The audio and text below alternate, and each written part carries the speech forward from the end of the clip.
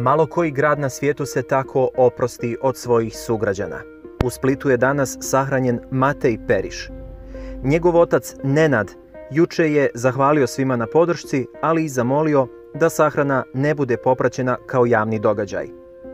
Zato se večeras za Mateja Periša održava veliki oproštaj na Splitskoj rivi kojeg organizuju njegovi prijatelji. Mateju u čast napravili su špalir sa brodicama u blizini trajektne luke, a brodovi, njih 10-ak, zatrubilo je u znak posljednjeg pozdrava. Brojni Splićani okupili su se na Splitskoj rivi kako bi rekli posljednje zbogom Mateju.